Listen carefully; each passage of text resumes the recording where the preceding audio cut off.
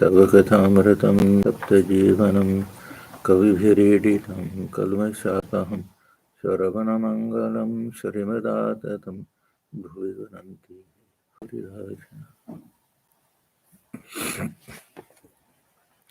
Your words are like nectar, bringing life to squirt souls. They are praised by poets and remove all sin. They are auspicious to hear, wonderful and exalted. Those who spread these words throughout the world are truly giving souls. Welcome, everyone, to our class on the Gospel of Ramakrishna. We're on chapter 22, Advice to an Actor. It is Saturday, May 24th, 1884, and page 427.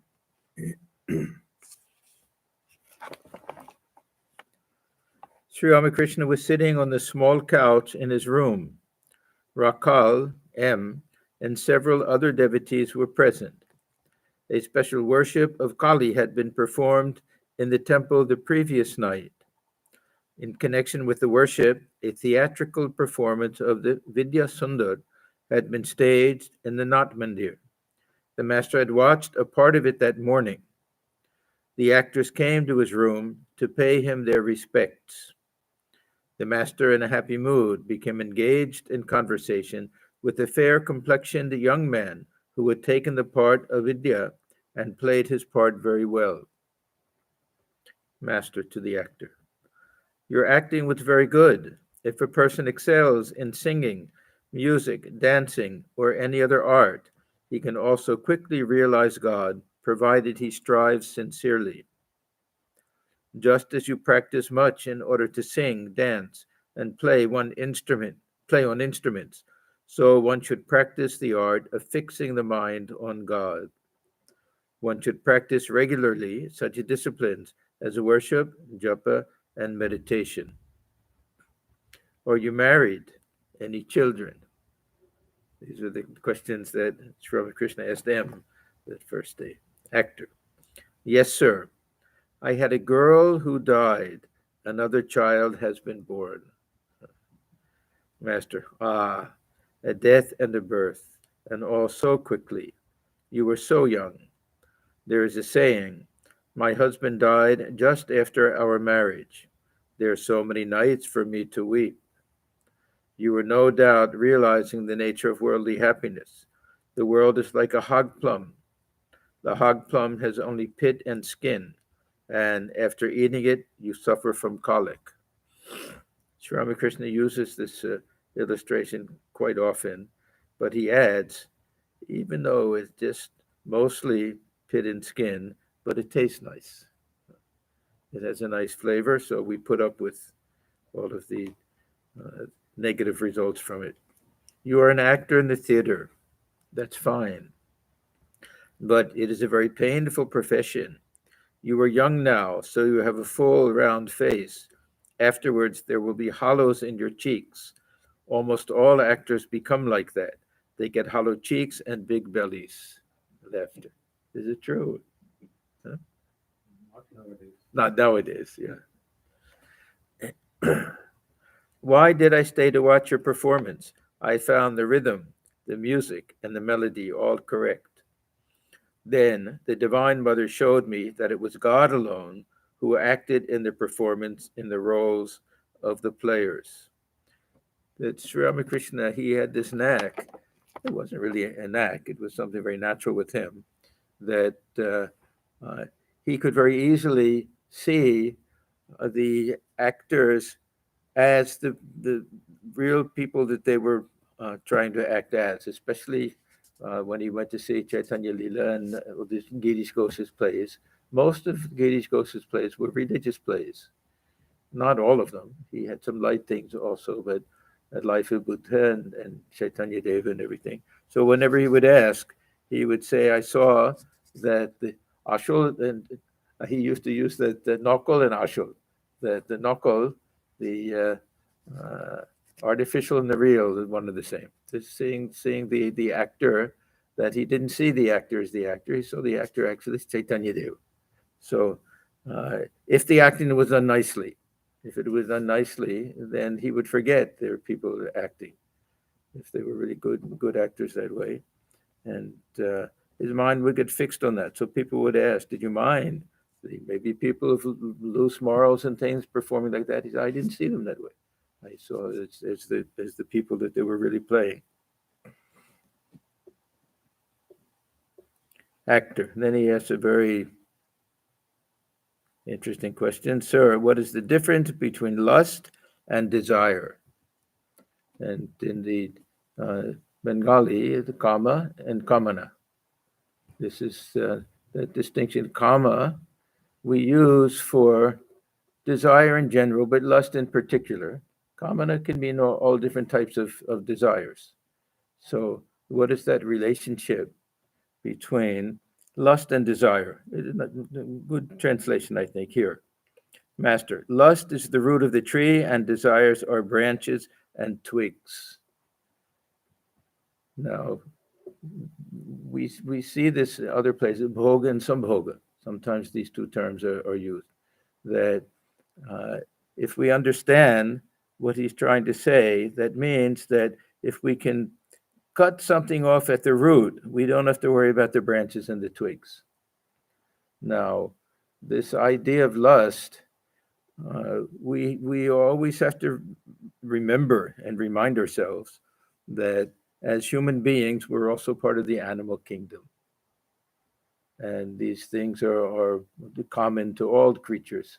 These different types, what we call passions, these are normal, hardly desires even, but just type of phenomenon that has to be there in the animal kingdom for the preservation of the species.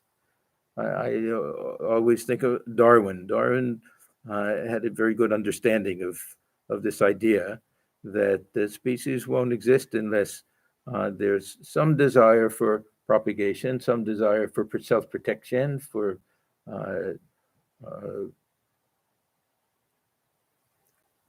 preservation of all of the uh, even camouflage things, anything that will keep the species from being wiped out of creation. Now, I read recently how many species we're losing because of the climate change.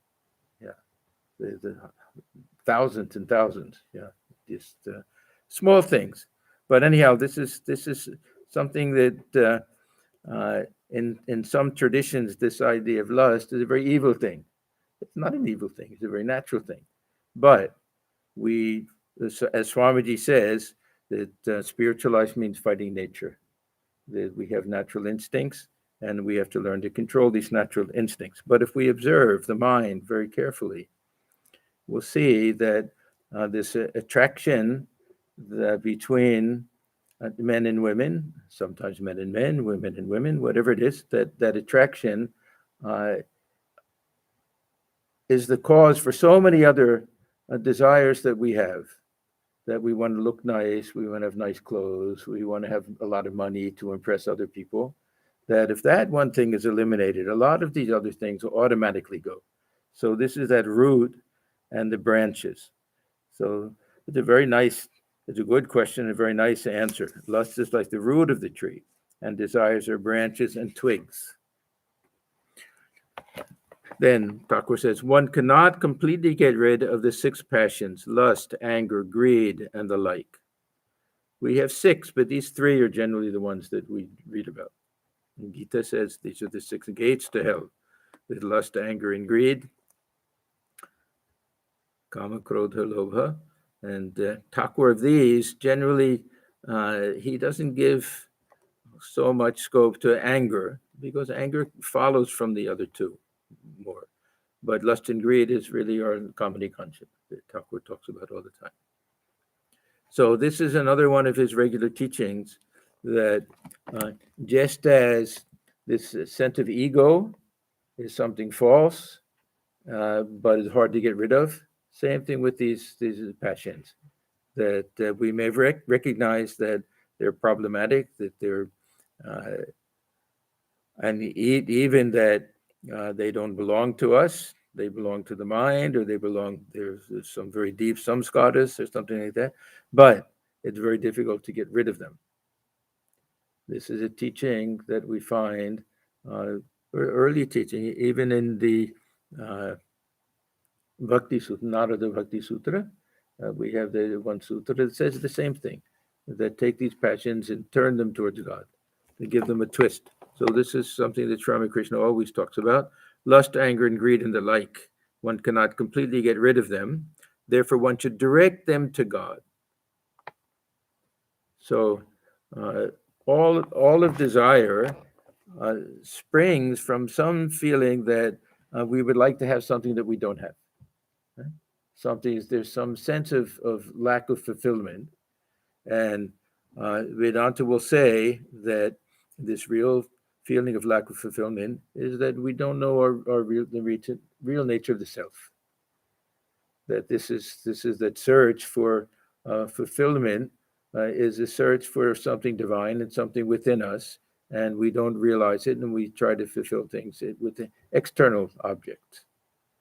So, uh, if we can learn to direct them to God when we feel some desire for something, we know that these external things uh, they play this a similar role. That there's a longing for something, and we get something that fulfills it, but they're all temporary.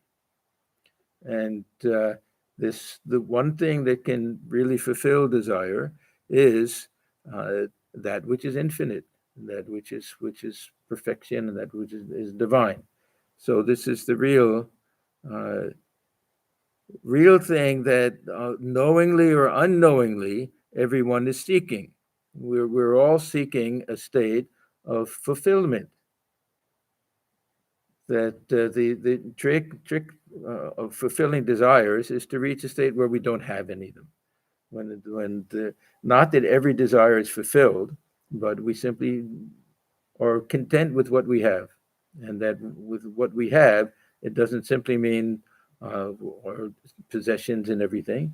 That we possess within us that divine presence, which is our real nature, which is our very own self, which is what we're striving for, trying to realize that this is there, and we don't know how to find it, and we don't even know what we're searching for. We have the image of the musk deer. There's a little. It's not really a deer. It's a small animal that's is prevalent in the Himalayas, I think, Nepal, and other places, that has that scent, beautiful scent of musk that comes, they say, comes out of its navel. I don't know where it comes from, but anyhow, this animal uh, finds it so attractive that it runs all over trying to find it. And sometimes they'll even run to exhaustion, or they'll go over a cliff and everyone will follow, something like that, not knowing that it's coming out of themselves. That this is our condition, that we're running after something that will fulfill us, something that will remove all of our desires, and we don't know what the source of that lack of fulfillment is, and we don't know how to fill that hole, and we don't know where to go and what to do, and how to find it. So uh, we have to give a twist, give a turn. More Firiadao uses that term. Turn the face in the opposite direction, so that we're going within. We're not always trying to fulfill desires with external things. Now, this question of desire and fulfillment of desire is also a very tricky thing, because Sri Ramakrishna talks about uh, not being able to uh, really reach a state of where the mind is quiet and content if we have too many unfulfilled desires. So he has this concept of bhoganta, that we have to reach the end of our desires.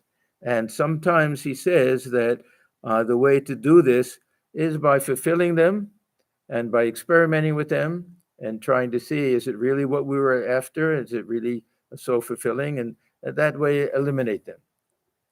So these are generally simple, harmless types of desires, but we have to do it very carefully, and we have to do it with a great sense of introspection, discrimination, not just indiscriminately fulfill all desires, but while we do it, to ask ourselves, is this really what I wanted? Is this really fulfilling? Is it leading to more desires? We have to question ourselves. So, uh, Sri Ramakrishna, who never had any real desires. He had a few little things, really, just so he could talk about it. Really, just so we have examples for us. So at one time, I had a desire to taste the sweetmeats from all the famous shops in Kolkata. So he would get Mathur Babu to buy all of them, and then he would discriminate. He would put it in his mouth and his tongue, and put it on one side of the mouth, put it on the other side of the mouth, and see how long is that enjoyment? How long does it last on the tongue before you chew it and swallow it in a few seconds? Huh? And then what happens to it? Same thing that happens to all the other food that we have. So he said, so what is so wonderful about that? And then he had a desire to smoke from a very fancy silver hubble bubble. So he got Mathur Babu. Mathur Babu did whatever he asked him to do. He got a big fancy one and he smoked it on its side and this way and that way and everything. The same thing as smoking any ordinary type of thing. But people say of so beautiful things, beautiful silver ornaments and everything. But he said it just increases rajas. The same thing, he had a beautiful shawl that were very, very expensive with gold embroidery and all of that. And after a while, he took it off and started stepping on. Mother Bob said, "No, no, no, let me return it. Don't ruin it." But anyhow, he said, "Yeah, what's the purpose of it?" So we hear that he used to say that he would go to Ganga and he would take a gold coin and he would take a stone and analyze. What's the difference? People go mad for the gold, and the other they throw away. They're both just material things. Huh? This is actually, many people wonder about this, but Thakur, uh, again, knowingly or unknowingly, took many of these teachings we find from Gita and Upanishads and everything, and acted them out in his life. And this is one of the things that those who see a stone and iron and gold is the same, that this is that idea of same-sidedness. That means that it doesn't excite any desire or longing in the mind. It doesn't mean we don't recognize that one is a valuable thing and one is an ordinary thing. We recognize that. But in terms of one bringing this attachment and longing and desire, and the other aversion or something, that's gone. So that's the point of all of that. So desires, uh, we have to recognize which ones are like pouring oil on fire. And not every desire is like that. Some desires we fulfill and they're gone. So, Holy Mother, another interesting statement. Is Ras Bihari Maharaj. He was her main attendant after the direct disciples, the main attendant. And he said, Mother, that all these little desires keep coming into my mind at the time of meditation. She said, very good. Let them come in and let them leave. That we don't want these things to fester and grow and deepen. Yeah, let it come in and recognize it and say, oh, no, I really don't want that. And let it go. And sometimes we fulfill these little desires. And we realize that, oh, the mind was hankering after this for all those years, and it's really not such a big deal. And then we're free from it. So uh, this is called bhogant, and there's some type of idea with this prarabdha karma and everything that in this lifetime we have to fulfill a certain number of these desires, and then a certain number of them we have to just say no. We just say no. So we don't want to be born again for this small little things, and we don't want to sit for meditation and the mind is hankering after these little things. Better to try it once and then they now say I'm finished with it. Harmless desires. Yeah, these are other desires that really get us into trouble. Like this, some things, this longing for wealth and for power that we see. It's absolutely endless for some people. The more they get, the more they want. They have to be the wealthiest people, the strongest people, most powerful. And that's pouring oil on fire. Those types of things we have to really analyze the mind and everything. And those people who have the tremendous desire for that uh, are probably not going to turn to spiritual life very easily, unless some big blow comes and they really are kind of knocked to their senses. So Thakur says many times that take these passions and give them a spiritual twist. That if we all have some feeling of lack of something, or we envy people for something, or some type of desire, let it be in the spiritual realm. So he says one cannot completely get rid of the six passions: lust, anger, greed, and the like. Therefore, one should direct them to God. If you must have desire and greed, then you should desire love of God and be greedy to attain Him. If you must be conceited and egotistic, then feel conceited and egotistic, thinking that you are the servant of God, the child of God. Yeah, we talk about getting rid of the ego, and or being very, very humble and low and everything. This is what I call the ego of humility. It's a very strong ego and a very harmful thing. The people argue, no, no, no, you're far greater than I am. I'm nobody. I'm nothing. It's a very egotistical type of thing. We want people to think, oh, how humble. Yeah. So we have to be very careful. The ego that says, yes, I can do anything. I'm a child of God. I'm a servant of God. I can do anything. A very good ego, a very strong ego. I had a friend once who was, he studied psychology. And we were talking about this ego. And uh, he was saying that the need to have a good, strong ego. And I was saying, all of these other things. He said, yeah, what you're saying is a good, strong ego. When you have no selfish desire for anything, when you want to act as a servant, everything, that is a good, strong ego. So even psychology will recognize that. A man cannot see God unless he gives his whole mind to him. The mind is wasted on lust and gold. Take your own case. You have children and are occupied with the theater. The mind cannot be united with God on account of these different activities. Now, what do we do? Because we all have different activities. Now, we have to really understand what he's saying, that he's talking about somebody who wants to have God realization. That's a very final thing, a very ultimate thing, that we're in the stage, most people, where we have to go through all of these bhoga. We have to get rid of all of this. And if we do all of that and lead a good spiritual life, at the end we'll be free from desires. At the end.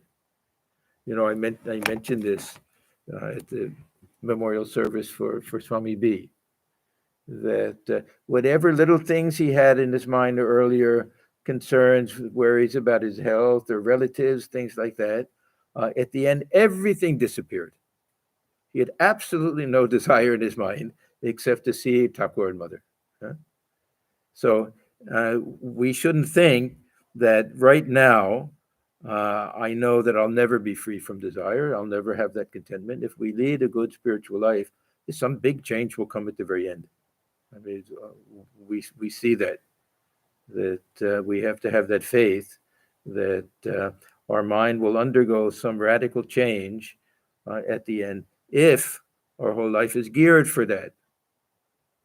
If that's really the most important thing to us, mind will be engaged with all these other things. It's the nature of the mind. But these things will fall away at the end. And then we can reach that desireless state. Now, he says, as long as there's bhoga, there will be less of yoga, enjoyment. Furthermore, bhoga begets suffering. This is another part of the self-analysis, that when we run after things and we get those types of enjoyments, then what is the result? Do we feel better about ourselves? Uh, do we have more longing? Do we have less contentment? Now, there's some types of experiences that we have and desires that we have try to fulfill that are very dharmic things. And to me, this is very, very important that those who have a desire to uh, raise a family, have a career, be successful in their career, help other people, at the end of their life, they can look back and with some sense of satisfaction. And this is not a small thing. We may say, oh, this is only worldly talk. But this, in spiritual life, we have to uh, consider the state of mind then and how the mind is affected by ordinary everyday things. And if we can lead a life where we feel that we've accomplished what we were meant to accomplish from a dharmic sense, not a spiritual sense, then the mind will be free and clear. It's very, very important and very helpful. We don't talk about these things very much, but I've seen this.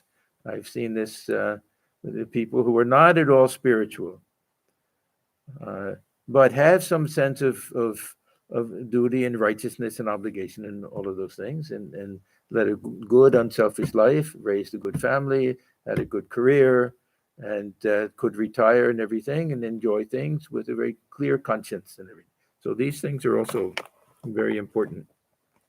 And yeah, now he's talking about bhoga and yoga.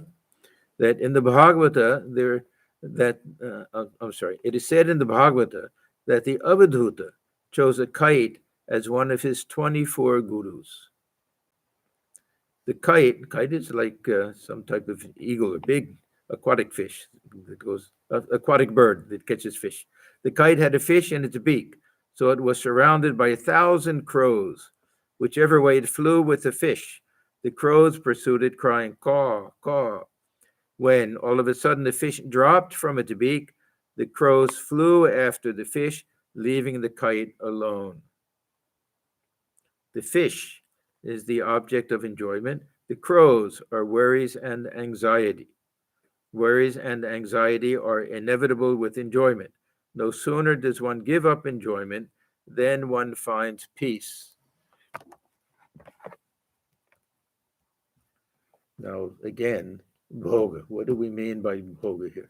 Is the type of running after things that makes us restless and clinging to things that other people are going to try to take from us. Look at the example. The big fish that everybody wants to grab out of its mouth. It's not a small type of enjoyment that other will say, oh, that's nice, he's enjoying it. It'll bring jealousy, it'll bring anger, all sorts of things that, and we'll be so proud that we have it, but there'll be no peace. So we have to analyze the mind. This is the most important thing. And see, is it worth it? Is it worth it to run after these things and the enjoyment that we get? Was it worth the effort that we put into it? And was it worth the feeling that we have afterwards? Did I waste my time? Why did I run after all of this? We have to analyze. And sometimes we have to fail. Sometimes we have to try to get these things. And either we fail or we get them. And then we have to see, was it worth it?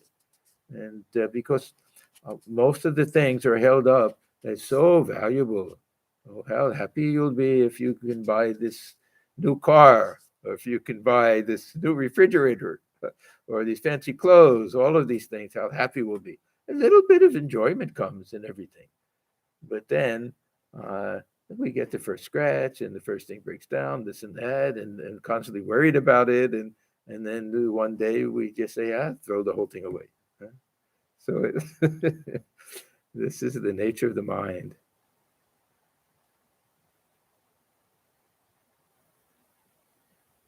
But some enjoyment is good because life can be a little bit too harsh, and we're not a puritanical type of organization. This is in Vedanta.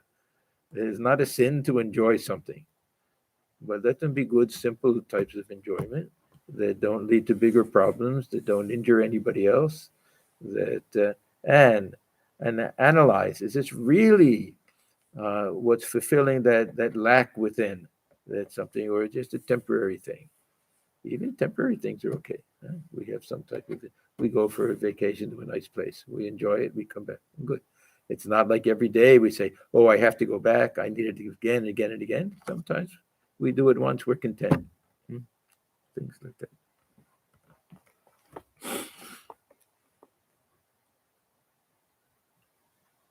But this type of, no sooner does one give up enjoyment than one finds peace. This is really very, very important. This Tyagat Shantiranantaram. This is one of my favorite little phrases from the Gita, chapter 12, that uh, when we let go, immediately peace. Anantaram. It doesn't take any time. The second that that's what the second that the fish dropped, all the crows left. That means that no anxiety, nothing. Immediately we feel some type of peace when we let go. Now, if we can do it uh, in a very radical way, that we renounce everything, we become monks. Huh? That's one thing, but there are all sorts of other ways of doing it. And just with our mental attitude and with the householders, it's not just mental attitude. Householders also have to practice a certain type of renunciation and simplicity in life. Not always trying to get a bigger house, a bigger job, bigger car, and all of that. Being satisfied with what they have. This satisfaction is what Holy Mother says is the greatest treasure in life. Santosh. The greatest treasure if we can get that satisfaction. And it comes from letting go. The very, very big Buddhist idea, Zen idea also. Just let go. And drop it. Let it go. So how the nicest thing we can do with the nicest things we have is to give them away. Then we feel some type of peace. Other people can enjoy it. It's a very nice thing. We cling to it. And then that's where all we can't enjoy it if we're clinging to it. You know, they give that illustration that there's a hole in the wall.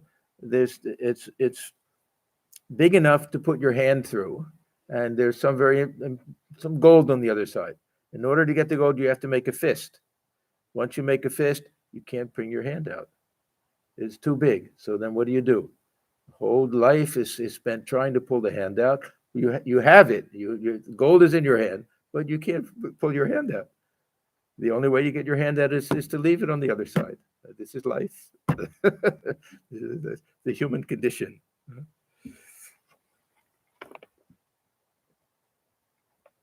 Yeah, in monastic life, I think this is common with many. The very day that we join, we feel huge burdens is gone. Huh? Yeah, the huge burden is going on for the parents. Only they don't look at it that way. That's the problem.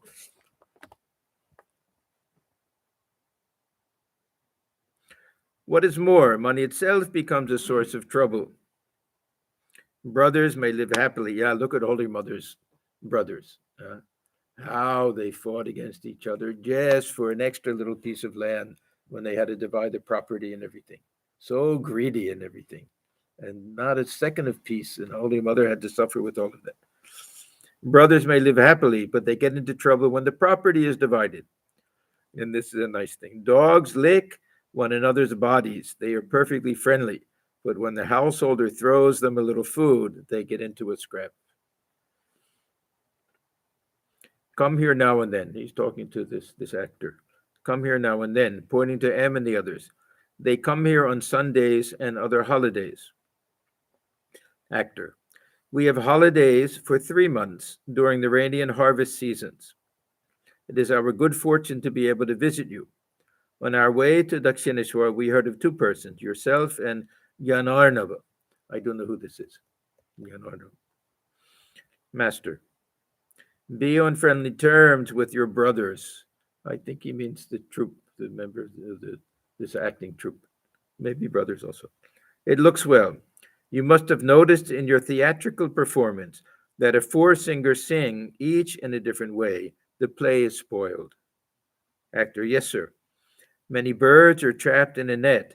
If they all fly together and drag the net in one direction, then many of them may be saved.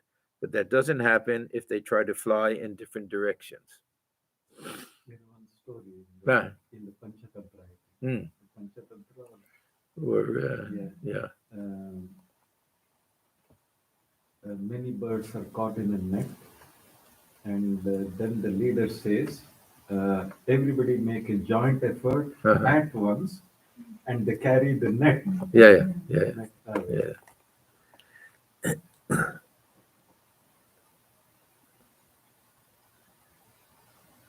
And when they have flown to a safe place, Yeah. then they slowly try to. Uh, yeah. Yeah. How much work gets done if with cooperation? Yeah. Even the animal kingdom we see with the ants, working together, what they can do. One also sees in a theatrical performance a person keeping a pitcher of water on his head and at the same time dancing about. That was the actor who said that. Master, live in the world, but keep the pitcher steady on your head. That is to say, keep the mind firmly on God. Yeah, if we have a pitcher of water on our head, then one portion of the mind has to be constantly aware that if it's the second that we tilt our head a little bit, it'll fall. So that steady stream of concentration, even with just a portion of the mind, and then the rest of the mind, we do everything else. They'll do this whole dance and everything, singing, dancing, but the whole time we have to remember that the neck has to be straight and the head has to be straight and everything. Otherwise, everything will fall.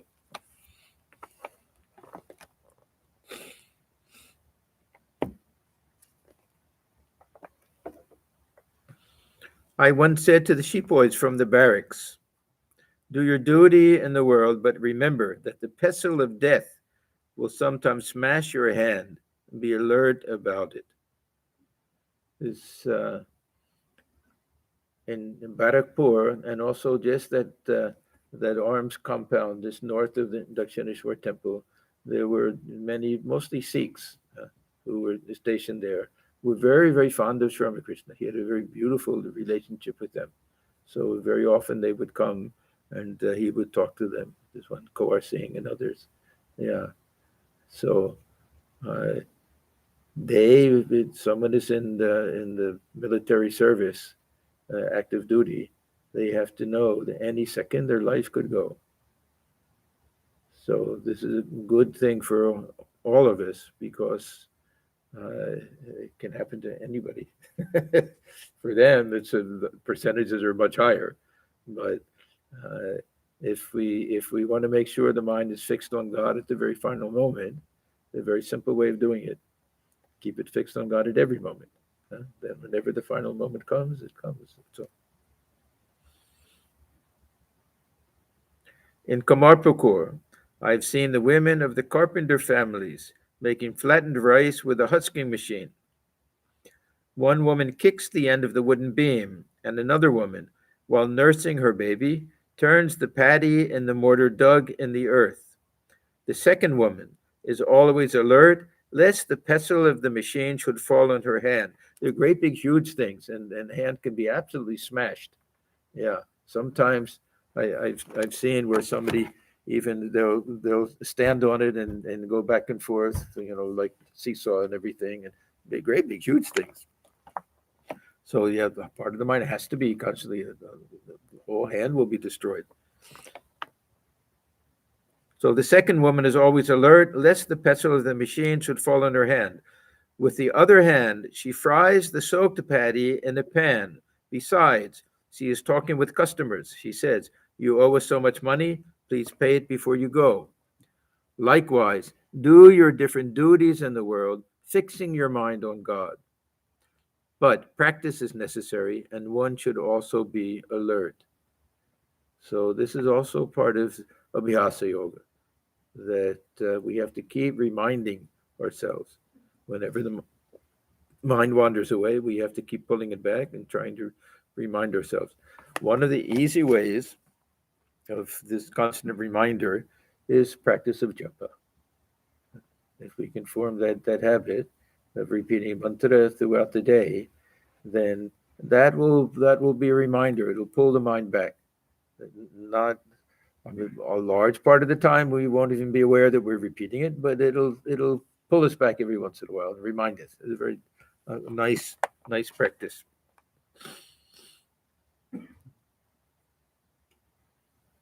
But practice is necessary, and one should also be alert. See, the point is that we'll get smashed in this world.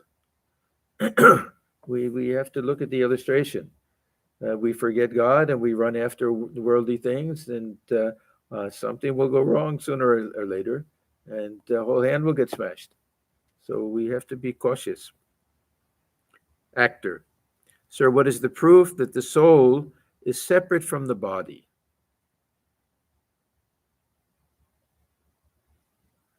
And we see the death of the body. Do we see the soul leave? We have some faith and everything. We believe that, but do we see it when people go to sleep at night and they dream? Does the soul leave and go some other place? Some people have that belief, astral body and all of these things and everything. But do we see any of these things? So proof means pratyaksha. In this case, either we have to see it or there has to be some real good evidence that we can infer that it happens. Of course, we have that people will tell us that we read about it in the scripture, but that's not proof for modern people. Okay, it says it in the scripture, but still, can you prove it? So it's a good question. What is the proof that the soul is separate from the body? Master, proof. God can be seen.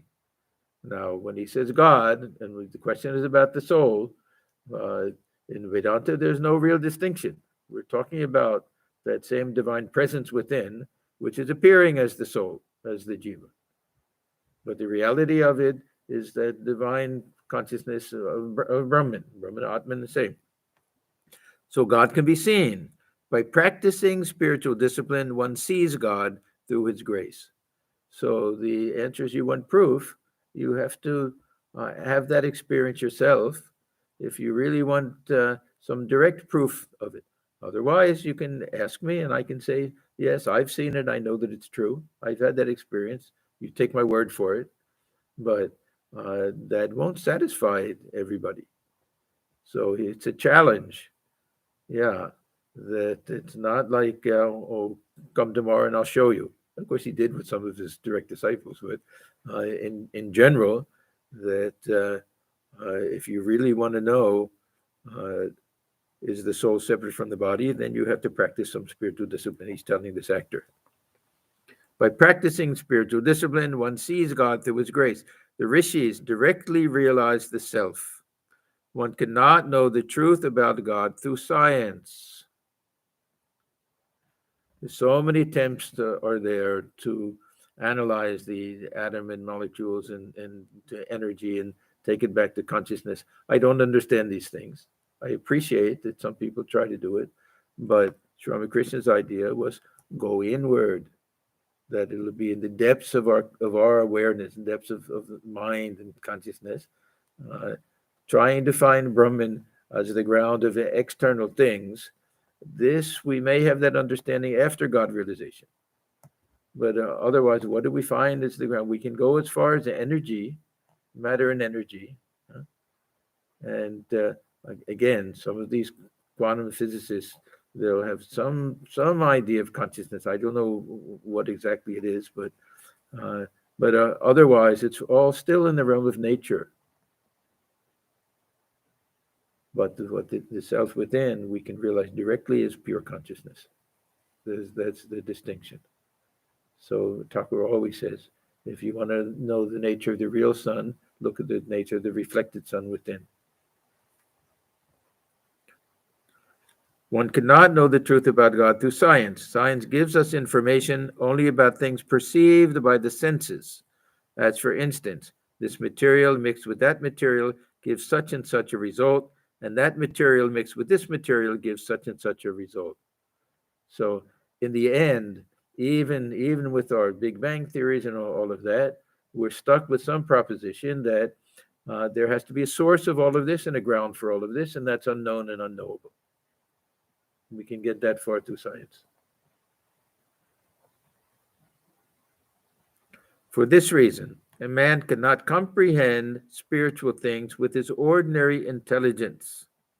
To understand them, he must live in the company of holy persons. You learn to feel the pulse by living with a physician. Okay, so we get several important points here. One is that the mind through which we can understand uh, scientific principles and everything, that's all based on some type of simple cause and effect. Uh, this is that ordinary mind. It may be very, very subtle in some people. It may be very, very sharp. There are people with brilliant intellects, but it's still that ordinary mind.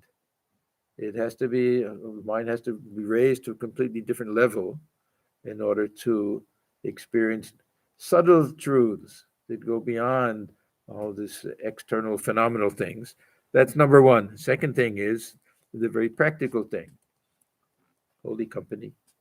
Now we think, well, how will holy company help us?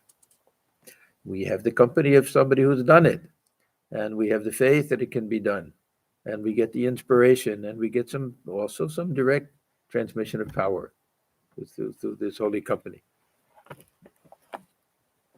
So this is why Thakur almost always, when people ask, what is the way, he'll mention holy company. Almost invariably holy company, and then go into solitude, and then prayer and meditation and japa and everything. But he emphasizes holy company so much because we get everything else almost automatically.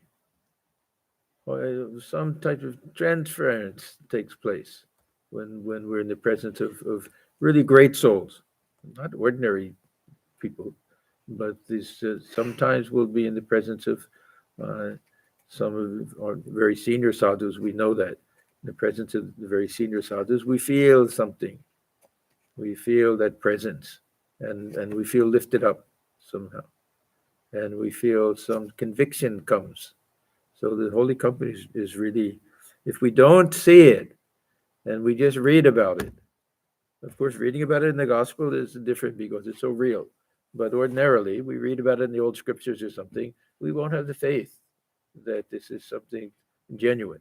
But when we see it, we see somebody who has some type of transformation that's taken place through leading a sincere spiritual life, then we get some encouragement. And we really feel that conviction comes, and this is a life we want to lead. So this holy company is really the most important. To understand them, he must live in the company of holy persons. You learn to feel the pulse by living with a physician. Actor: yes, sir. Now I understand. Master: you must practice tapasya. Tapasya, it doesn't have to mean that we go into the mountains and we brave the ice cold weather and all of this, and we'll go barefooted. It means we do spiritual practice. Lead a simple life. That's a part of it. I remember once asking Swami Buddhishananda about this tapasya. He said, yes, a little of it is physical hardship. That is a little bit of it. But main thing is to do our spiritual practice, be very regular with the meditation and japa and prayer and worship and everything.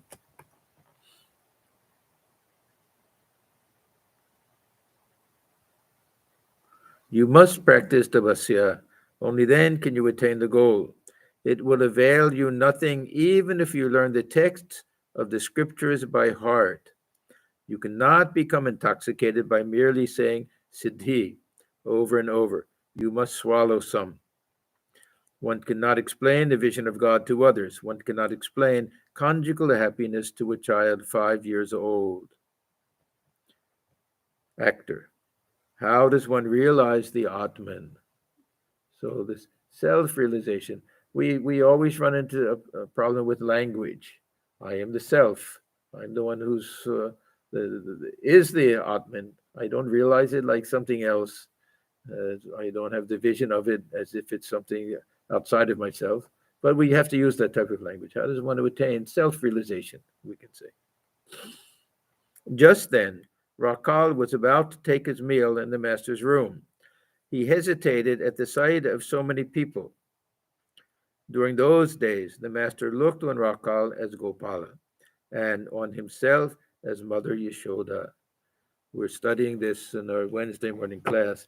It's fascinating how both of them at the same time go into completely different moods and behave in a way that the ordinary people will seem absolutely mad. Uh, How Sri Ramakrishna will just become like a mother, and how Rakal, who was even then big, he was not a small person, will act just like a small child, even sit on his lap and everything. And both of them at the same time going into that mood. One is Gopala and the other is Yashoda, looking upon Sri Ramakrishna that way. And how unimaginable it is to us that this Sri Ramakrishna, who people are worshiping as a divine incarnation, that the teenage boy will go and sit on his lap and fight with him and argue and act like a little baby sometimes and everything. But the divine mood is overtook both of them. It's part of that lila, very important part of that divine play between Sri Ramakrishna and the Rakal form, or the later Swami Brahmananda.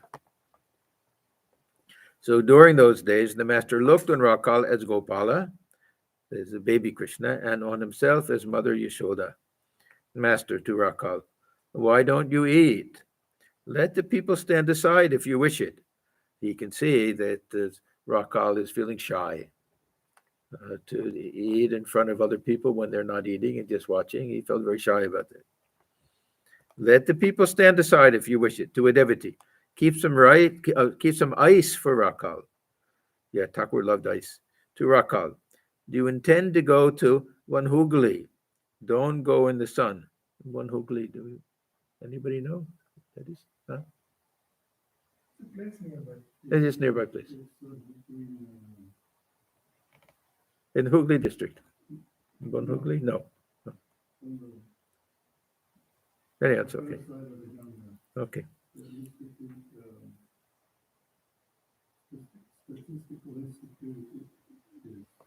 Anyhow, so it's okay. It doesn't matter. And then he says, don't go in the sun. Rakal sat down to his meal.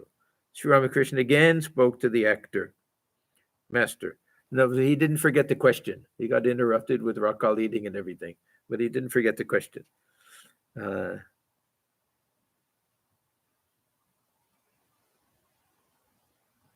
He'll come back to it later, sorry. He says, why didn't all of you take your meal from the kitchen of the Kali temple? That would have been nice. Now, Sri Ramakrishna is just thinking that they should all have this type of camaraderie and all eat together. But Kali temple is for those who are non-vegetarian, and the food from the Radhakanta temple is for the vegetarians. So everyone is different. So actor, all of us don't have the same opinion about food. So that means that some are vegetarian. So our food is cooked separately. All don't like to eat in the guest house. While Rakal was taking his meal, the master and the devotee sat on the porch and continued their conversation. Master to the actor, you asked me about self-realization. So he gets back to it. Longing is the means of realizing Atman. Now, there's the same answer that he'll give for having a vision of God, that he'll give for attainment of devotion. He'll give that same answer to Vakulata, that this tremendous longing is the key in every spiritual discipline, every type of yoga for Sri Ramakrishna. I mentioned this, was it last week? Even the path of knowledge with the Buddha, he had that same intense longing for truth. Intense longing. That's also Vyakulata. We generally think of it as a devotional type of thing. That Thakur, the best example we have, of course, is Thakur's longing for the vision of Mother Kali. That this Vyakulata, it's not simply longing, it can be a really type of agony that was unbearable, type of burning pain and agony that he was ready to kill himself if he didn't have the vision. That's one type of mekulata. So even for self-realization, if we're talking about uh, more than path of knowledge, that even then it says that this longing, he says longing, this tremendous desire for that realization. Longing is the means of realizing Atman. And man must strive to attain God with all his body, with all his mind, and with all his speech. Because of an excess of bile, one gets jaundice. Then one sees everything as yellow. One perceives no color but yellow. So this mind gets colored. We see everything according to that. That the lover sees his beloved everywhere, and everybody says, "Oh, is that my beloved?" That there's a whole idea of Chinmoy, Ramoy. We had a Ramoy Maharaj. That the whole mind is thinking of Rama. So everywhere we see Rama, and within all beings and everything, the mind gets colored that way. So here it's like the jaundice that gets colored yellow somehow. It's a nice illustration. Because of an excess of bile, one gets jaundice. Then one sees everything as yellow. One perceives no color but yellow. Among you actors, those who take only the roles of women, in those days, uh, many of these acting troupes were all men. And yet, with Girish Ghosh's theater, it was mostly women who played the roles of men. So on the other side, men who play the roles of women. So it worked both ways. Among you actors, those who take only the roles of women acquire the nature of a woman. By thinking of woman, your ways and thoughts become womanly. Just so, by thinking day and night of God, one acquires the nature of God.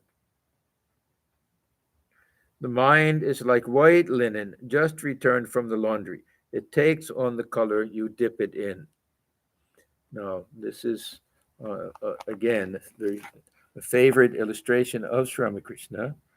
And it's interesting because we know that our mind is not like white linen just come back from the laundry. We know that. Huh? And this actor, he'll say that. But it must first be sent to the laundry. Now,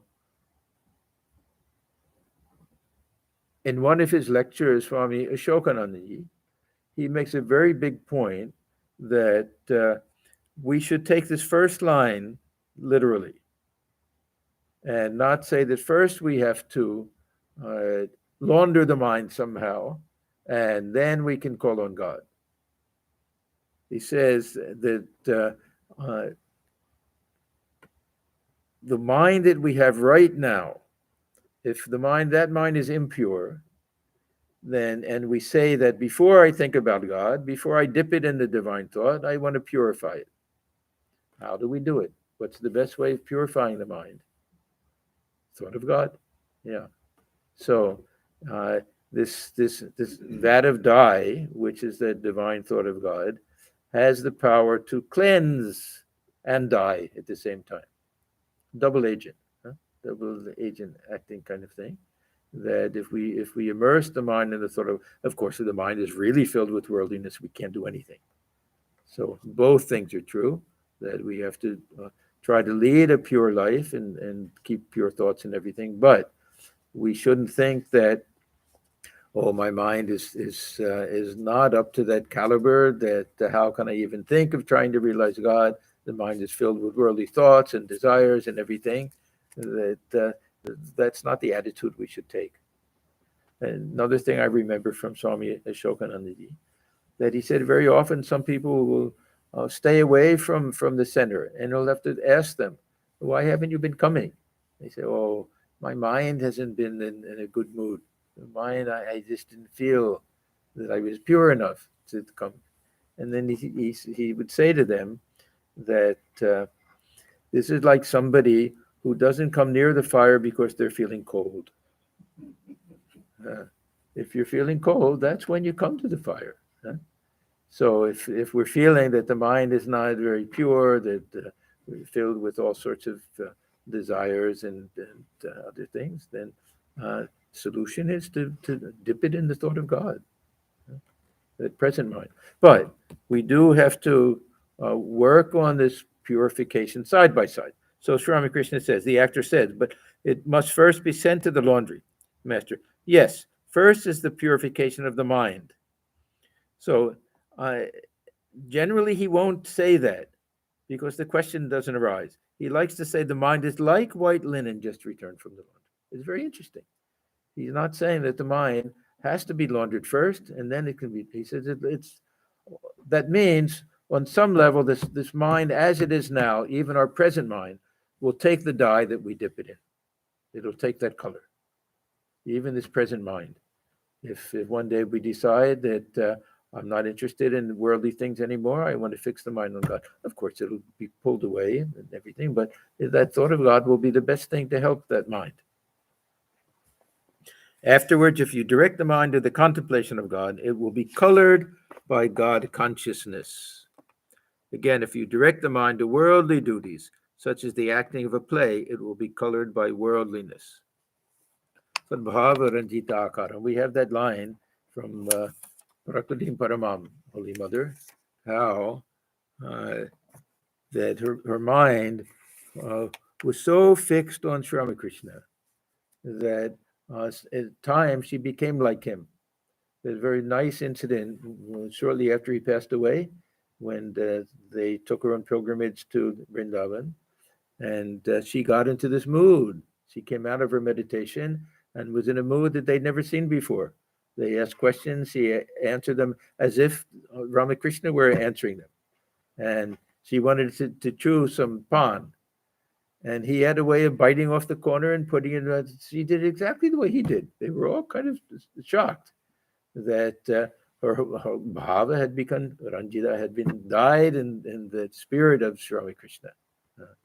So this is that idea that some transformation takes place through the power of intense thought on some divine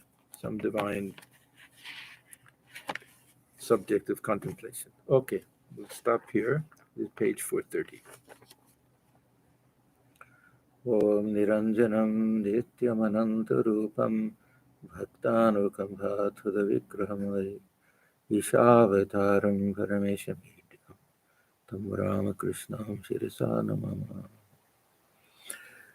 We bow our heads before Sri Ramakrishna, who is stainless, of infinite nature, whose heart melts in sympathy for his devotees, who is an embodiment of the divine and the Supreme Lord, and ever worthy of our worship. Om Shanti, Shanti, Shanti. Peace, peace, peace.